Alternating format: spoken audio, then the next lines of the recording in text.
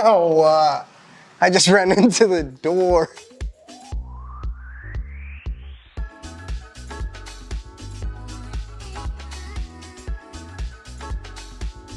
I don't know if you guys heard any of that because these freaking mics just keep dying on me. I've also had these for about 2 years, but they just don't even stay on anymore or hold the charge. They're just... I went to pick it back up. But anyway, we are now going old school. I don't usually like using these because they're so big and bulky. And these are also kind of big and bulky when they're hanging on your shirt. Oh, we're getting distracted here, the lights. Do you guys like these paintings? Right. So, in order to install those headlights, we have to completely do the wiring for the front face. That means all the wiring for the headlights, the turn signals, the horn. But let's just jump right in.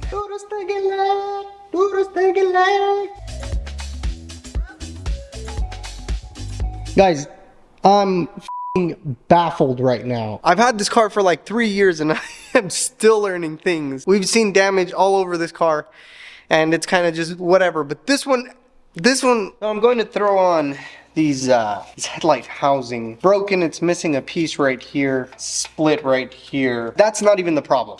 The problem is when I go to install it, let's get it aligned with our mounting holes right here. This bottom one is aligned with the mounting hole. On this side, however, if we remove it, where the hell's the hole? It's missing mounting holes. This side has 1, 2, 3, 4. What the hell happened to our mounting? I think that's it. What is that? Did they Bondo over them? Some of you might think, well, how did you not know that or whatever? I think it is Bondo.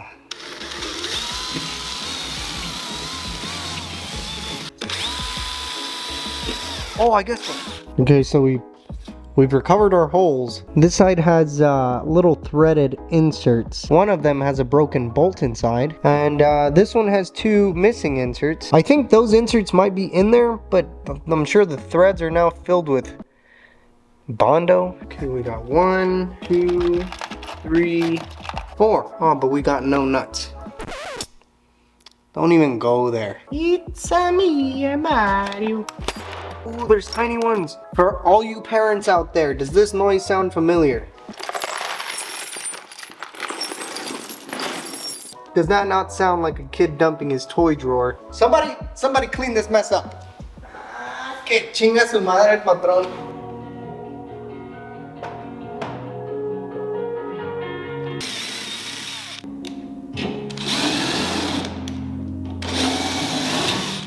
Okay, before we mount this guy, with this top corner being broken like it is, it will make this door hang off a little bit to the front like this. It'll look like it wants to fall off even though it's fully bolted in, again because of that broken corner piece. And I can tell you that with experience because every Mustang that I've had has been broken in this area, causing those headlight doors to be misaligned. It is a common problem. The pot metal on these are super thin and there's not a good fix for it because you can't really weld on pot metal. And it's so common that they even sell repair kits which are just thin pieces of metal with a kit of JB Weld. No, I'm not kidding, they send you JB Weld. So we got some scrap pieces of metal. Following the theme here, I got an idea. Well, I was going to use rivets. I don't think I own a rivet gun. Rivet.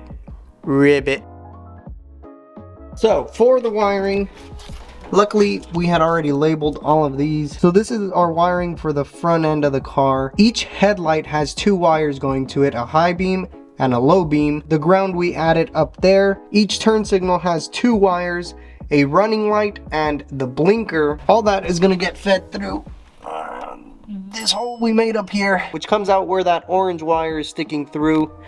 That orange wire is actually connected to our radiator fan right now. Okay, so I started using a little bit of Tessa tape right here. So you can see it wraps up really nice. The only thing about this is it makes your wires stiff. So if you wrap it and you wrap it while it's curved, it's gonna stay curved. If you're doing any kind of wiring or electrical, I would recommend Tessa tape over like the shiny tape, just because that one gets kind of gunky and gooey after a while. So once these wires go through that firewall, they're then gonna, Oops. They're then gonna live under the fender. We're not gonna have any wiring on the fender aprons inside the engine bay. We wanna keep it as clean as possible. So you may be thinking, well, how's the wire gonna live under there if it's gonna get splashed with water, dirt, etc.? Well, that's why I bought this super expensive high-tech roll of wire loom. It was only $5.60. I got this from a place that recycles aircraft parts, but this stuff isn't split, as you can see, so I have to feed every wire in there individually. I might be able to stick them all through there.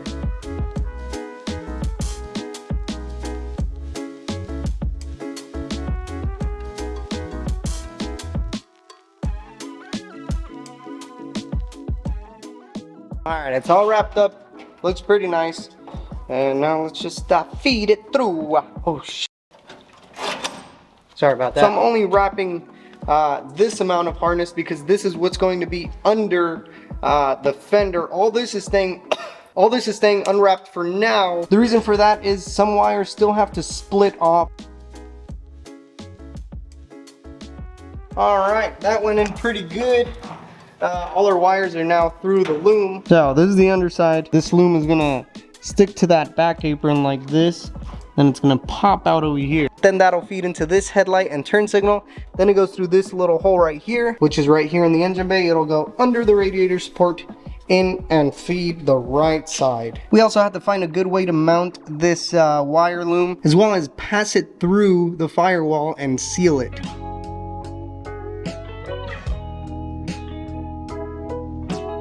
Alrighty, so our new wiring has now come out.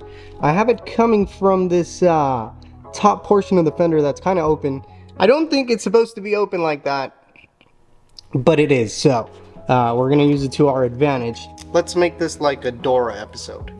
Do you know which wires are gonna stay here?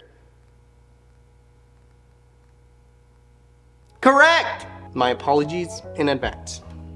Anyway, all of these cables, all of these wires are labeled, so it might look like a mess, but oh shit, oh, I really messed up. So we have two headlight wires, a high beam and low beam, and then the four other wires are for the turn signals and parking lights. Your parking lights are the lights that are just on, courtesy lights, whatever you want to call them. And then we have left front turn and right front turn. So the left front turn is going to stay here.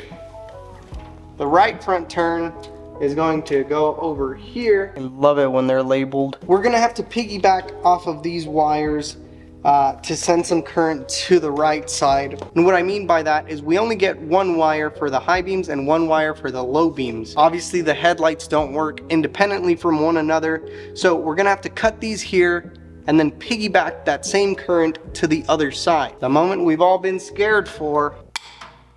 I cut the wrong one! Let's talk about something real quick.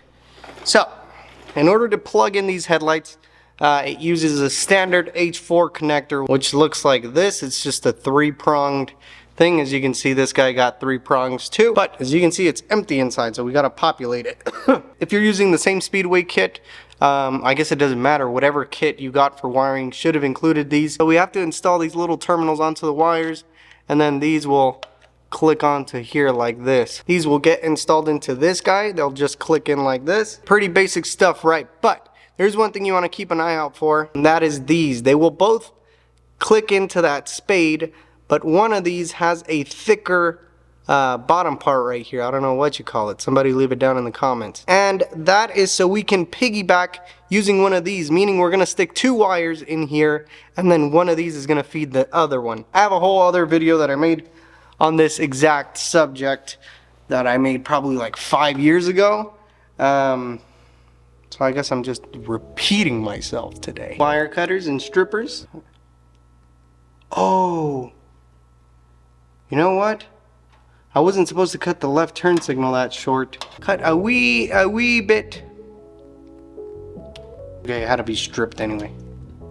Just like my dignity. Get the wire that we cut, put it back together like this, put the fat terminal on it, crimp it, and we're set. You can use heat shrink sometimes, but a lot of the times when these wires are gonna go into a connector, the heat shrink will sometimes get in the way. Honestly, this is just to keep the wires together. And there's our crimp. Repeat the same for the next headlight wire. Now we have two piggybacked headlight wiring right here. So this is to feed the next side. And luckily the kit that I got threw in a whole spool of already crimped grounds. All you gotta do is crimp whatever end you need, which we already got it. I hate it because these crimpers are so nice, but they were so expensive when I first got them, and they're even more expensive now. But look how nice the crimps are. According to my high level of intelligence, or what I just found on Google, the top one is going to be for the low beam, this side is going to be for the ground, and this side is going to be for the high beam. Once again, top one is going to be low beam, this side one is going to be high beam, and the remaining side is going to be our ground. Now, these cars stock had the harness ground elsewhere, but we're just going to make our own.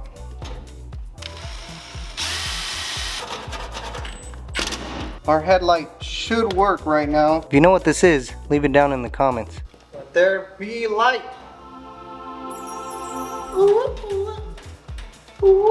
Let's see if the high beam and low beam action work. I think so. Also, this headlight is cracked, just like your butt.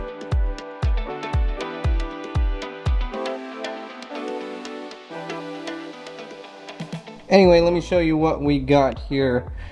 So that headlight connector, as you guys saw, fully pinned, ready to go. And I just taped them a little bit just to keep them organized.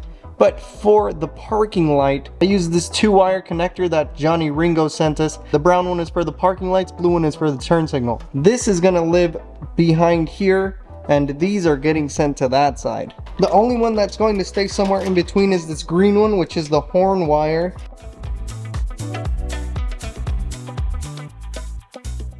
Okie dokie, we've now fully wrapped this section. Now when it's fully wrapped, it doesn't look as bad, right? It looks, so now all we gotta do is this side, which these 2 wires are short. These are both for the turn signal and the running lights.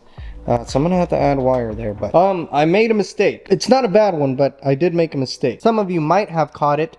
Okay, so this is the headlight harness, and this is the turn signal harness. Remember when I was talking about doubling things up? The only thing we needed to double up on this one was the parking light wire, which was the brown one. I didn't need to double up on the blue one, which is the turn signal. That makes no sense, because if I turn on this turn signal and I sent the power this way, then both of them would turn on and we would just have flashers instead of turn signals. But the problem with that is I already ran the wire all the way through here, and I just kind of bundled it up here. We already have a parking light wire and a right turn signal wire. So I'm just gonna leave it there, just in case for any reason I need to run power from one side to another. It definitely won't hurt anything. Let there be light.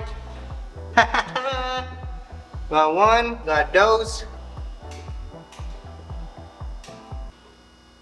I don't know if you guys can hear that, but the water pump is running all the time when the battery is connected. I don't know what I did. I wired something wrong, but let's address it. Okay, so there's something weird going on here. Our water pump is always on when the battery's connected, not when the switch comes on, not when the engine is on. It's always on when the battery's connected, which is weird because I connected it to the 106 wire, which is powered by the ignition. It shouldn't be too hard to switch. Luckily our connector is right here. We can probably just depin it and move it to the next slot. I can't find my good flashlight, so we're just using my phone. Water pump is not on at the moment.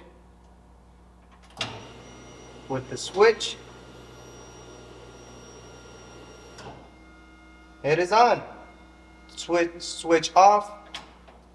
It's off. With that fixed, we can now move back to the headlights. This thing is broken both at the top and the bottom, being held on by hopes and dreams.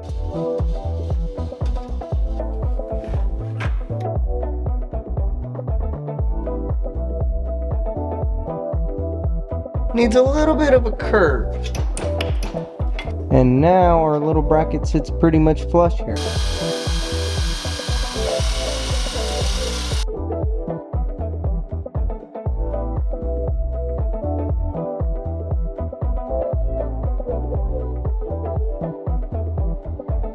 Alrighty, so this guy's been sitting overnight, and we did have some pressure on here just so that JB Weld can cure with it. Is it ghetto? Yes. Will it work? I'm positive it will work, and it will even last longer than if it was original. I also went to the post office and Michael Sanchez sent us a big package, but we're gonna save this one for another video. We also got a package from Steve Carl. He sent us another hard drive because mine took a dump. It's physically really tiny, but like my wife says, never mind. We also got a package from the Catman, which was everything we needed to finally throw on these headlights.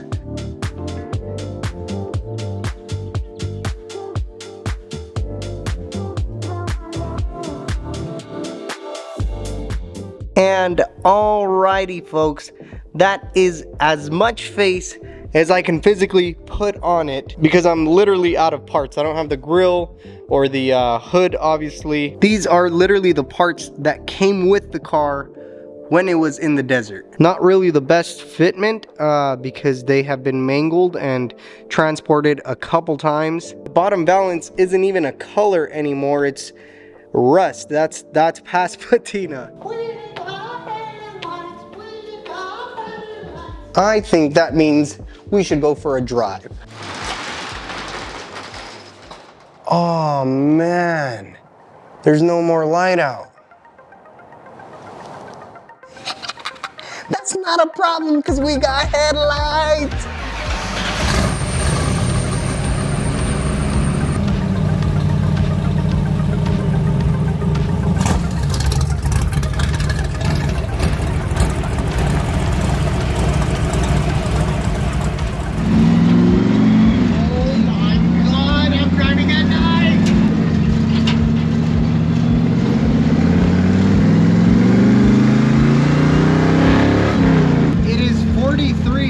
Right now, and honestly I could care less.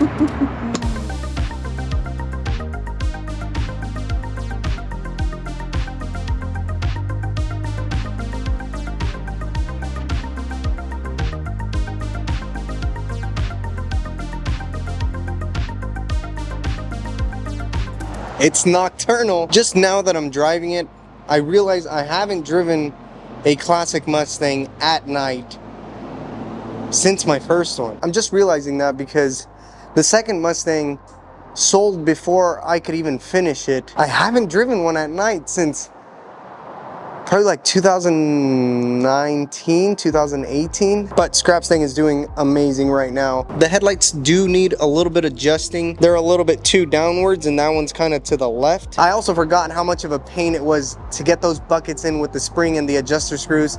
And man, I was losing my mind, but again, this drive made it all worth it. Also, before I end this video, make sure you enter our current giveaway. Details down below. I hope you guys enjoyed this video. We will see you on the next one. Man, I could have driven this thing all night. But if I don't make it home for dinner, my wife's gonna kill me.